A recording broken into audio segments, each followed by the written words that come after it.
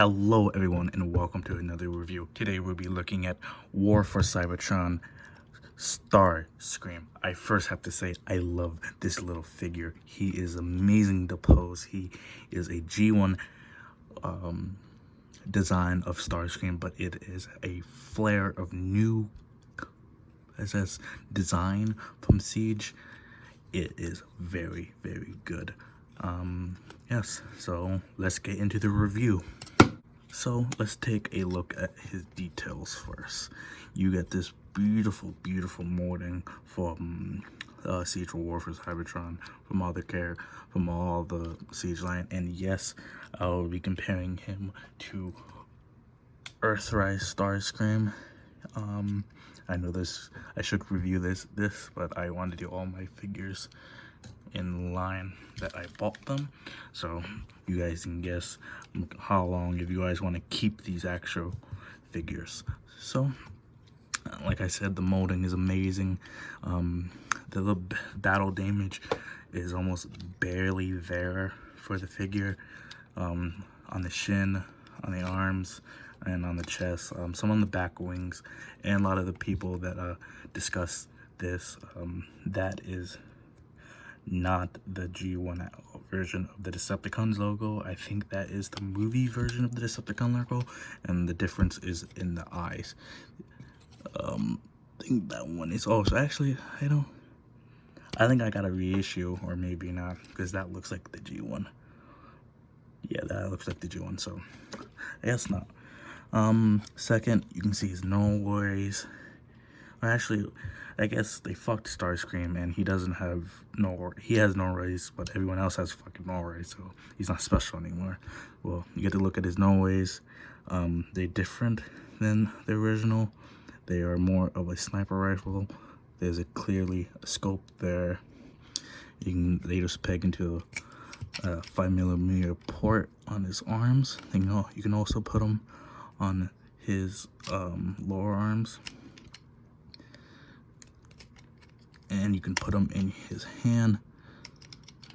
You bitch.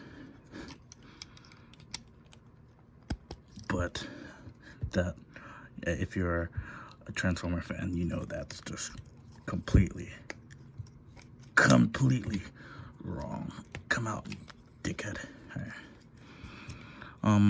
As I talked about the molding, I talked about the paint. Oh yes, this is not the original head sculpt for Starscream. This is the original head sculpt for Thundercracker, which I will review in the next video, or the next video will be Sound Blaster. Either or. He is a yeah, this is the head that comes with Thundercracker, and I'm looking at Thundercracker now, and I can't really get him right now. He's behind a glass.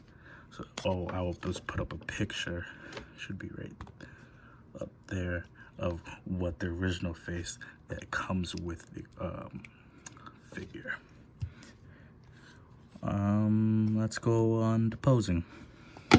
I said we're gonna go on posing, but actually we're gonna go on its articulation. He has a swivel on the head. He has an up and down joint at the shoulder, but they can also fully do 360. I always said the arms, he has a double joint for the arms, but I guess you can say that for the transformation. He has a swivel on the hand, and the Earthrise Starscream, I know they do not have a swivel, and they cannot swivel, which I really don't like. Going down to the body, to the legs, he can lift his leg that far and back that far. You can actually push it further. If you push it to the side a little, his knee can go up that far. It's just on I guess kind of a ratchet joint. I don't really know. His legs, I don't know, his feet are on a very nice pivot, so you can get those very wide poses out of him. And oh, wings. Their wings are just on a hinge joint that is on a swivel.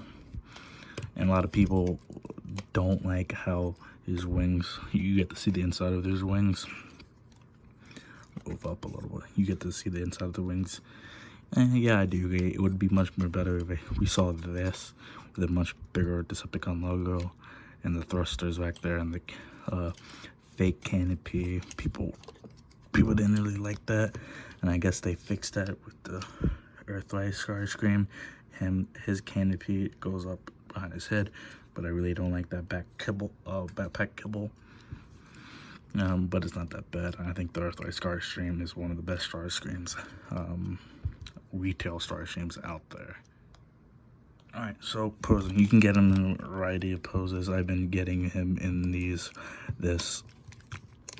like in large in charge pose, and his arms are on a swivel,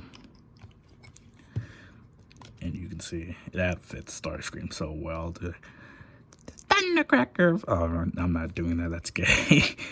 But you know, this is Starscream. Oh yes, let's me get into the big deal everyone's having with this figure. The chest plate. It is not very suitable. I think some of them now, if you can find them, have a pin in them, but it's just on a swivel, just on a peg joint, I think it's called. And mine hasn't popped off a lot, but my Thundercrackle has pop off so easily, so my Starscream doesn't pop off that much. After that, I said all the problems. Let's get into the transformation for this figure.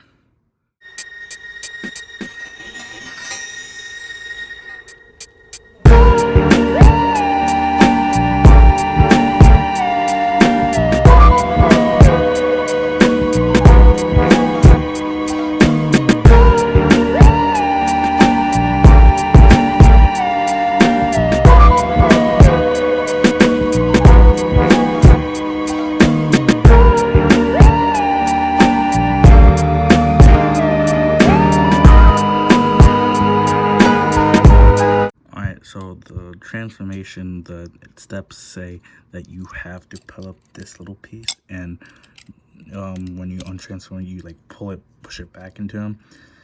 If you try to get that with your fingers, it's gonna be a very hard time. So I suggest just getting one of these neural ways, picking it out.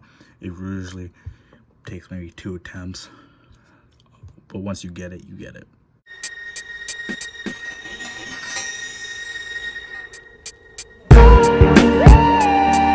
I would also like to say I love this. This should be on almost all the Transformers toys. Spring-loaded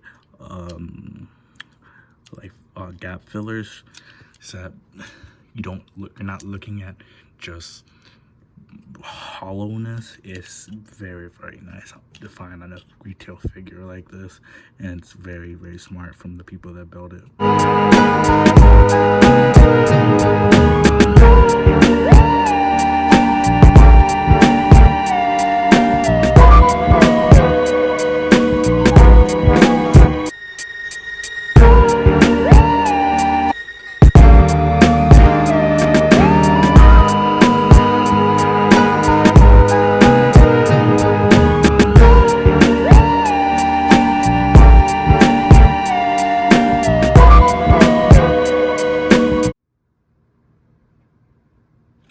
Oh, I almost forgot something in the transformation. You can add these Neuroray, his guns back. Neuroraid's guns, I don't care, rifles, back into his transformation, and he looks very, very nice. I'll put a picture of the Tetradrets. If you don't know, this is their Cybertronian mode of flight, a very triangular design from the other design of the plane, that which I will show you in comparison. And here is the comparison for Earthrise Starscream. You can clearly see they went for an Earth design for this, but he is, I think they're both in the same size, but Starscream just gets very more, as you can see, tall with his Earthrise mode. But overall, I think I somewhat like this mode better. I think my Xbox just went off the piece of shit. Sorry. I like this mode better. Well, I like both of these modes. I can't really say it. It comes to preference. What I really don't like about this the Earthrise figure is there's so much paint, and I had such a problem with this Lagard with paint chipping. I had to get a Sharpie and dot in all the gray paints. It was really frustrating, and the only really paint that's on this figure is on here. Yeah, it's paint chipped, but it's paint chipped in an area which I don't see. So out of sight, out of mind.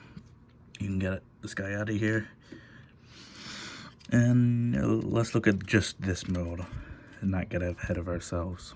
You can sit them on the ground and make them look like they're taking off. I have been using fish string for these guys. If I want to display them in the plane mode, just a couple fishing string on the ceiling and thumbtacks. It looks very nice with Sky with Thundercracker and Hot Link. I do not have Skywarp because he is way too expensive to get right now, and nothing much to say about a fucking triangle.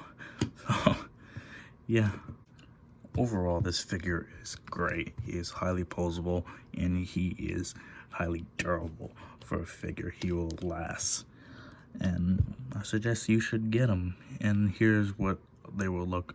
He will look against his other War for Cybertron mates. And here's just a look with, like I said, what he will look like with his Cybertronian friends. Here's him with Megatron. If you're questioning about this throne, I made it myself. I had a lot of time, so I thought it'd be nice. Megatron looks good in that, and this was a very good scene. And he looks good with a lot of the characters. If you're willing to buy this character, I'll say get him off Mercury for about maybe. I wouldn't buy him under maybe $20. He's been an old figure, and they made a lot of him. So you decide on that. If you really like him, get him. If you don't, get the Earthrise. And that's it. Have a good day.